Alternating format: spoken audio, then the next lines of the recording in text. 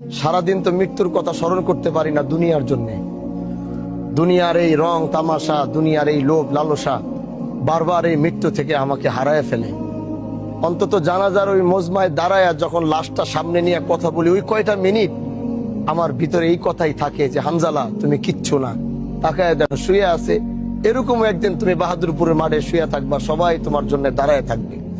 এজন্য ওই জানাজার ময়দানে একটু দাঁড়াই, নিজেও যখন ওই মৃত্যুর কথাটা স্মরণ করি, সামনে যারা আছে তাদেরকে একটু চেষ্টা করি মৃত্যুর কথাটা স্মরণ করায় দিতে। যখনই যে জানাজার মজমায় যাই, কারো বাবা কারো মা, আমার হয়তো বাবা মা আছে, কিন্তু মাঝে মাঝে আমার যখন চিন্তা হয় যে আমার মা দুনিয়াতে নাই, তখন আমার শরীরের লোমগুলা দাঁড়ায় যায়। আমি সহ্য করতে পারি না। মা হারানোর এই বেদনা, বাবা হারানোর এই বেদনা আমার ভিতরে হয়তো নাই, এখনো তারা বাইচা আছে, কিন্তু এই শব্দটা আমি মনেও করতে পারি না, চিন্তাও করতে পারি না। আজ এই মজমায় যারা দাঁড়িয়েছেন, যিনি হারিয়েছে সে বুঝবে এই বেদনাটা কেমন, এই কষ্টটা কেমন। আল্লাহ তাদেরকে সবরে জামিল দান করে, বলে না আমিন। আর আজ আমরা যারা এই মজমায় দাঁড়িয়েছি, আমি সবার কাছে একটা অনুরোধ করতে চাই, আমি একটা অনুরোধ শুধু করতে চাই।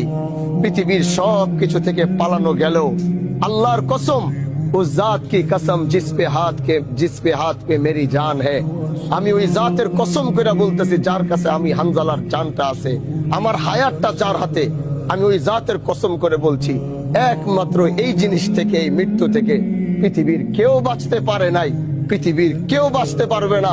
যদি বাইচা থাকতো তো মদিনায় এখনো মুহাম্মদুর রাসূলুল্লাহ থাকতো, আমরা হয়তো যাইতাম আল্লাহ নবীর সাথে দেখা করার জন্য। নিজের কিডনিটা বেচা হইলো নবীর সাথে দেখা করতে যাইতাম, নিজের ঘরের ভিটা জমি বিক্রি করে হইলো মদিনায় এসে নবীর সাথে মোলাকাত করতে যাইতাম। তিনিই তো যখন তিনি দুনিয়া জমিনে থাকতে পারে নাই, তাহলে আপনি আমি আমরা কে যে আমরা দুনিয়াতে বাঁচবো? আমি কি যে আমি দুনিয়াতে বাঁচবো? পৃথিবীর কত বড় বড় বাচ্চা হিত চলে গেছে এক মৃত্যুর থাবায়।